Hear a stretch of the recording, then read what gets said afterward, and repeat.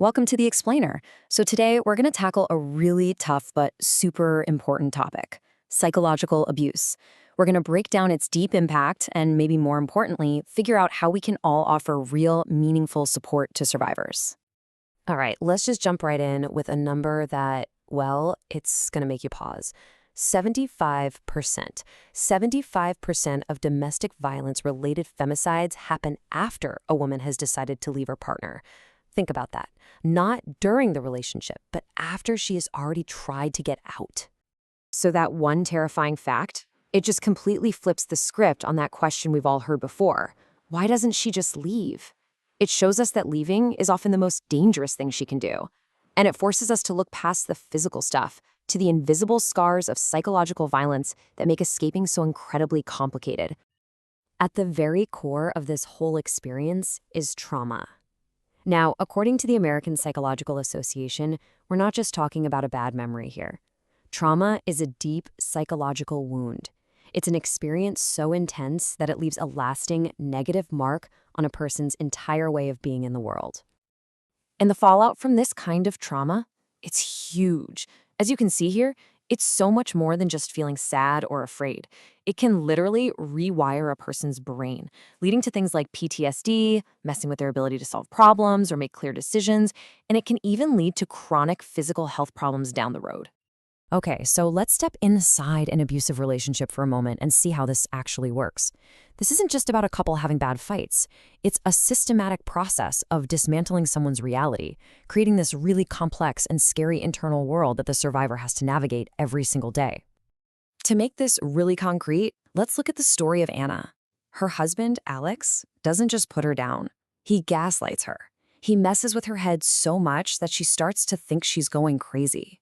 He cuts her off from her friends, from her family, until she's completely alone. She becomes his prisoner, not behind bars, but inside her own mind. And what this does is it creates this deep state of emotional dependency. A survivor's sense of self-worth gets so chipped away that it becomes completely tangled up with what the abuser thinks of them. This creates something called a traumatic bond. It's this intense, unhealthy connection that makes breaking away feel almost impossible. You know what keeps this whole toxic dependency going? It's often this vicious cycle of abuse. It is a relentless, predictable pattern. First, tension builds. Then, there's an explosion of abuse. And then comes the reconciliation phase, where the abuser says they're sorry, they promise to change, and they give the survivor just enough hope to stay. And after going through that cycle over and over and over again, you get what this quote describes just so chillingly. A total destruction of self-worth. The abuser basically implants this idea in the survivor's mind that they're worthless, that the abuse is their fault, and that even thinking about leaving is completely pointless. Okay, so we've got this picture of what's happening inside a survivor's mind. Now, let's talk about the massive walls they face on the outside, the things that make leaving not just emotionally hard, but practically and physically dangerous. First up, you've got these personal barriers. I mean, it's this crippling mix of shame and embarrassment, the very real fear that the abuser will retaliate, that powerful traumatic bond we just talked about. And sometimes, just this deep hope that the person they love will change, that the abuse will end, but the relationship won't have to. And on top of all that, society itself starts building up this wall. There's the fear of being judged, those victim-blaming attitudes from people who just don't get it, maybe even a lack of support from family. And then you have these broader cultural messages that sometimes romanticize control and jealousy as signs of love. And then you have the big structural barriers, the really practical, terrifying stuff.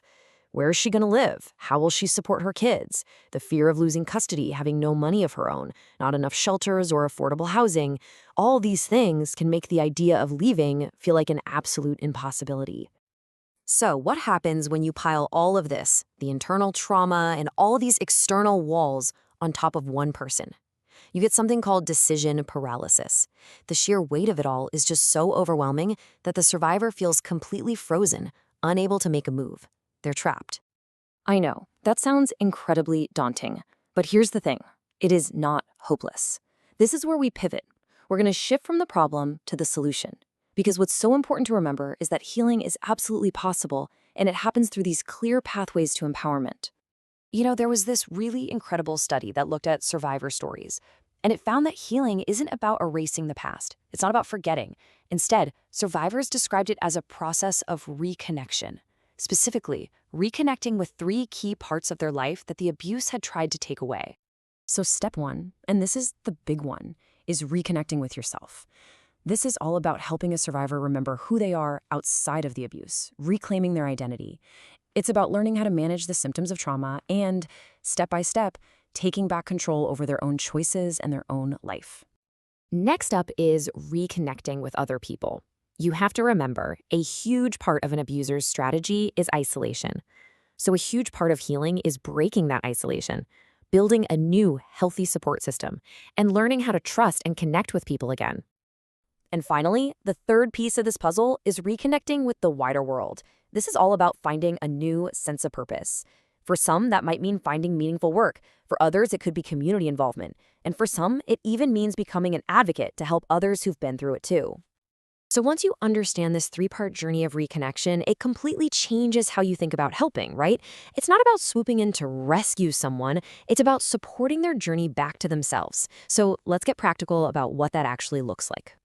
The absolute bedrock of all of this is what's known as the survivor-centered approach, and it's built on these four really non-negotiable rights. Everything has to prioritize their safety. You must protect their confidentiality. You have to respect their choices, even if you don't agree with them. And of course, you offer support without any discrimination. It's about empowering them, not taking more control away. And you can see this approach in action in the way we talk to someone. Look at the huge difference here. We listen patiently instead of trying to finish their sentences. We validate what they're feeling instead of just saying, "It'll be okay." We ask open, non-blaming questions. And this is the big one. We respect their choices instead of telling them what they should do. And hey, if you're looking for a simple tool to help you remember all this, the OARS model is it's perfect. It's a simple 4-step guide to creating that safe space. O for open-ended questions, A for affirmations where you acknowledge their strength, R for reflective listening so they know you're really hearing them, and S for summarizing to make sure you're both on the same page. So, here's the big takeaway from all of this. Really understanding the depth of psychological abuse, that is the first most powerful step toward becoming a real ally. It's what turns judgment into empathy. And that leaves us all with this final, really important question to think about.